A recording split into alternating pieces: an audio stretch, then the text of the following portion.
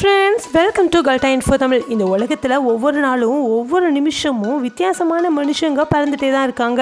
அந்த வகையில் ஆல்ரெடி பிறந்த ரொம்பவும் வினோதமான ஆச்சரியமான மனிதர்களை தான் இந்த வீடியோவில் பார்க்க போகிறீங்க. இந்த வீடியோ ரொம்பவே இன்ட்ரெஸ்டிங்காக இருக்கும், அதனால் ஸ்கிப் பண்ணாமல் முழுசாக பாருங்கள். இன்றைக்கான வீடியோட கொஸ்டின் என்ன அப்படின்னா, வரப்போகிற 2026 சிஎம் எலெக்ஷனில் எந்த கட்சி ஆட்சிக்கு வந்தால் நல்லா இருக்கும்னு நீங்கள் நினைக்கிறீங்கன்னு மறக்காமல் கமெண்ட்டில் சொல்லுங்கள். வீடியோக்குள்ளே போகிறதுக்கு முன்னாடி இந்த வீடியோ லைக் பண்ணி என்னோட சேனலையும் சப்ஸ்கிரைப் பண்ணிங்க அப்படின்னா எனக்கு அடுத்தடுத்த வீடியோ பண்ணுறதுக்கான என்கரேஜ்மெண்ட்டாக இருக்கும். வாங்க வீடியோக்குள்ளே போகலாம். முதல்ல நீங்கள் பார்க்க போகிறது சன்ஜீஃபா அப்படிங்கிற ரொம்பவும் இன்ஸ்பைரிங்கான ஒரு பர்சனை பற்றி தாங்க. இவருடைய ஸ்டோரி ரொம்பவே இன்ஸ்பைரிங்காக இருக்கும். இவருடைய 2 கைகளுமே ஒரு ட்ராஜிக்கான, அதுவும் கொடூரமான ஆக்சிடெண்ட்டில் போயிடுச்சுங்க. ஆனாலும் கொஞ்சம் கூட சோர்ந்து போகாமல் அவருக்கான செயற்கை கைகளை அவரே உருவாக்கிக்கிட்டாரு.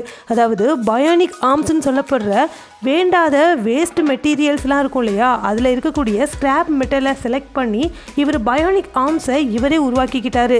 இந்த ஆர்ம்ஸை அவருடைய கைகளில் ஃபிக்ஸ் பண்ணிக்கிட்டு டே டு டே லைஃப்பில் நம்ம என்னென்ன வேலைகள்லாம் செய்வோமோ அந்த எவ்ரிடே டாஸ்க்கை இவர் பண்ணிக்குவாராம், யாருடைய ஹெல்ப்பும் இல்லாமல். இவருக்கான செயற்கை கைகளை இவரே உருவாக்கிக்கிட்டு எந்த ஒரு சூழ்நிலையிலையும் துவண்டு போகாமல் ரொம்பவே இன்ஸ்பைரிங்காக வாழ்ந்துட்டுருக்காரு. இவருடைய வாழ்க்கை நிறைய பேருக்கு மோட்டிவேஷனலாக இருக்குங்க.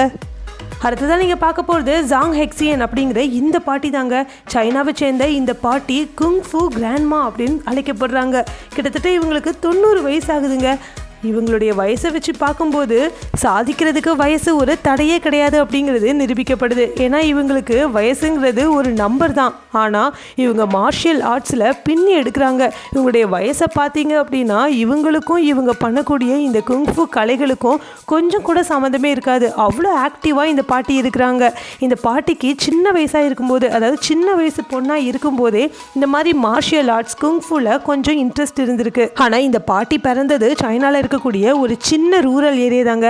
அங்கே கேர்ள்ஸுக்கெலாம் அந்தளவுக்கு மரியாதை இருக்காது. கேர்ள்ஸை படிக்க வைக்க மாட்டாங்க, அவங்கள வீட்டுக்குள்ளேயே தான் முடக்கி வச்சுருப்பாங்க. ஆனால் இந்த பாட்டி அதிலிருந்து வெளியே வந்து அவங்களுக்கு பிடிச்ச விஷயங்களை கற்றுக்க ஆரம்பிச்சிருக்காங்க. அங்கே இருக்கக்கூடிய லோக்கலில் குங்ஃபுவை சொல்லிக் கொடுப்பாங்க தெரியுமா, அந்த இன்ஸ்டிடியூட்டில் ஜாயின் பண்ணி இவங்க படிக்க ஆரம்பிச்சிருக்காங்க.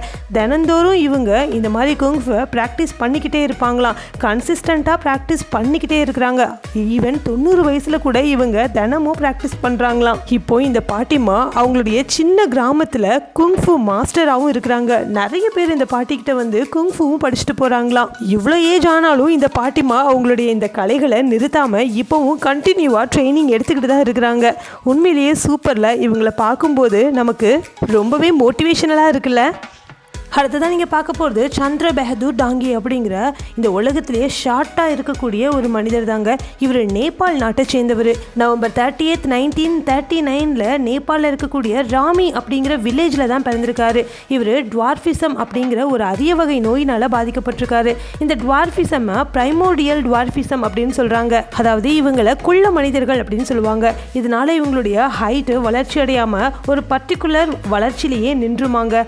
அந்த அளவுக்கு வளர்ச்சி இருக்காது அப்படின்னு சொல்றாங்க. அத மாதிரி தான் இவருடைய ஹைட்டுமே 21.5 இன்ச்சஸ்லயே ஸ்டாப் ஆகிருச்சுங்க. இந்த மாதிரி ஹைட் கம்மியா இருந்ததுனால இவருடைய வாழ்நாள் முழுவதுமா நிறைய சேலஞ்சஸை ஃபேஸ் பண்ணியிருக்காரு.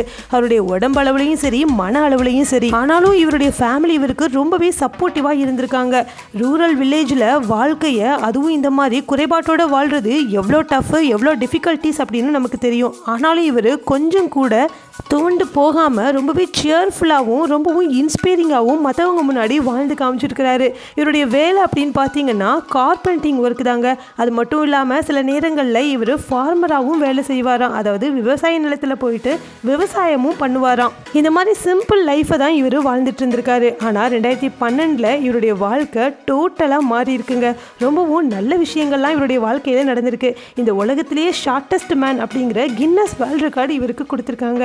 அதுக்கப்புறமா உலக நாடுகளில் இருக்கிற எல்லாராலையும் இவர் ரெகக்னைஸ் பண்ணியிருக்காங்க. அதுக்கப்புறம் 2014 இவர் யூஎஸ்க்கு போகிறாரு. யூஎஸில் இவரை மாதிரி இருக்கக்கூடிய நிறைய பேரை, அதாவது நிறைய கின்னஸ் ரெக்கார்ட் ஹோல்டர்ஸை சந்திக்கிறாரு. யூஎஸில் இவர் நிறைய மனிதர்களை சந்திக்கிறாரு. இவரை பார்க்குறதுக்காக நிறைய ஃபேன்ஸ் கூட்டம் கூடுறாங்க. இந்த மாதிரி ரொம்ப சந்தோஷமாக இவருடைய வாழ்க்கை போக ஆரம்பிச்சிருக்கு. ஆனால் எதிர்பாராத விதமாக 2015 செப்டம்பர் 3 அப்போ இவருடைய 75வது வயதில் இறந்தும் போகிறாரு. ஆனால் வாழ்ந்த வரைக்கும் மற்றவங்க பார்த்து இன்ஸ்பயர் ஆகிற அளவுக்கு தான் இவருடைய வாழ்க்கையும் இருந்திருக்கு. இவரும் அதை மாதிரி வாழவும் செஞ்சுருக்காரு. அடுத்ததான் நீங்கள் பார்க்க போகிறது வின்னி ஓ அப்படிங்கிற வித்தியாசமான ஒரு பெண்ணை பற்றி தாங்க. இந்த பெண் அவங்களுடைய உருவ அமைப்பை மாற்றி அமைக்கணும் அப்படின்னு ஆசைப்பட்றாங்க. அவங்களுடைய உருவ அமைப்பை ஏலியன் மாதிரி மாற்றணும் அப்படின்னு ஆசைப்பட்டு இவங்களுடைய உடம்புல கிட்டத்தட்ட 110 ப்ரொசீஜர்ஸை மேற்கொண்டிருக்காங்க. இந்த மாதிரி 110 ப்ரொசீஜர்ஸை மேற்கொண்டதுனால அவங்களுடைய உடம்புல நிறைய பிரச்சனைகள் ஏற்பட்டிருக்கு. அவங்க nose jobs, fillers, entire body laser treatment, facial peels, cryofacial, freezing, இந்த மாதிரி எக்கச்சக்கமான ப்ரொசீஜர்ஸை பண்ணிகிட்டே இருந்திருக்காங்க. இவ்வளோ விஷயங்களை பண்ணி கடைசியில் அவங்களுடைய உருவ அமைப்பை ஏலியன் மாதிரி மாற்றியும் அமைச்சிருக்காங்க. இவங்க ப்ரொஃபஷனலாக பார்த்தீங்கன்னா ஒரு மேக்கப் ஆர்டிஸ்ட், அதே மாதிரி சோஷியல் மீடியா ஃபேமாக இருக்கிற ஒரு செலிப்ரிட்டியும் கூட.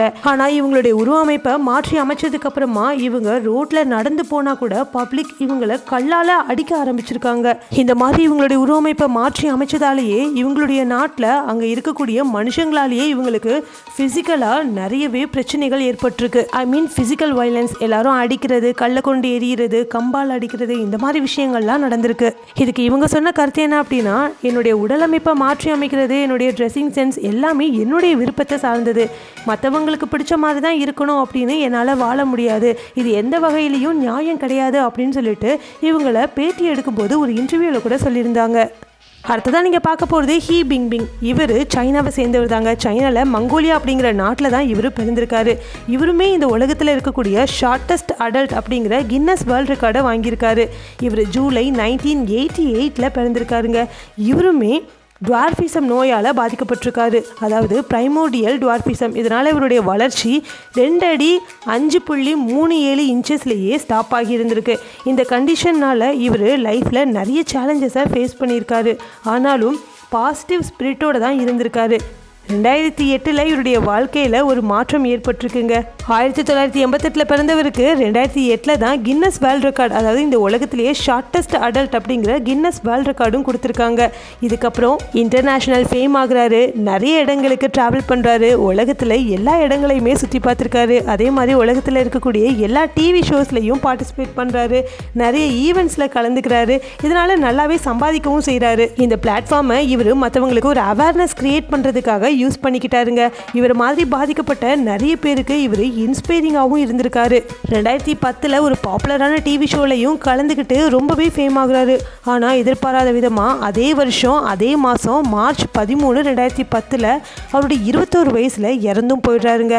ஆனால் அவர் இறந்து போனாலுமே அவர் ஏற்படுத்தின இன்ஸ்பைரிங்கான வாழ்க்கை நிறைய பேருக்கு ரொம்பவும் இன்ஸ்பைரிங்காக தான் இருந்துகிட்ருக்கு. இப்போ உங்கள் எல்லாருக்கும் பிடிச்ச செக்ஷன் வந்தாச்சு. அது அங்கே உங்கள் கமெண்ட்ஸ்லாம் ரிப்ளை பண்ண போகிறோம். வாங்க நம்ம சப்ஸ்கிரைபர்ஸ் என்ன கமெண்ட்ஸ் பண்ணியிருக்காங்கன்னு பார்க்கலாம். சுரேஷ் ரொம்ப கோபமாக கமெண்ட் பண்ணியிருந்தாங்க. ஏன்னா அவங்களுடைய கமெண்ட்டுக்கு ரிப்ளை பண்ணாததுனால, கொஞ்சம் ஹெல்த் இஷ்யூ இருந்ததுனால நிறைய பேருடைய கமெண்ட்டுக்கு ரிப்ளை பண்ண முடியல. வீடியோவும் ஒழுங்காக போட முடியாமல் இருந்தது. இப்போது எல்லாமே ஓகேவாயிடுச்சு. அதனால் இனிமேல் ரெகுலராக கமெண்ட்டுக்கு ரிப்ளை வரும் அண்ட் வீடியோவும் வரும். இதே மாதிரி உங்களுடைய கமெண்ட்டும் என்னோடய வீடியோவில் இடம்பெறணும்னு நினச்சிங்கன்னா ஒவ்வொரு வீடியோலையும் நான் கேட்குற கேள்விக்கு நீங்கள் மறக்காமல் கமெண்ட்டில் போய்ட்டு பதில் சொல்லணும். எந்த பதில் எனக்கு ரொம்ப பிடிச்சிருக்குதோ அந்த பதில் எடுத்து நான் என்னோடய வீடியோவில் சொல்லுவேன். இந்த வீடியோ ரொம்ப பிடிச்சிருந்தது அப்படின்னா இந்த வீடியோ லைக் பண்ணி உங்கள் ஃப்ரெண்ட்ஸ் அண்ட் ஃபேமிலிக்கும் ஷேர் பண்ணுங்கள். Thank you friends.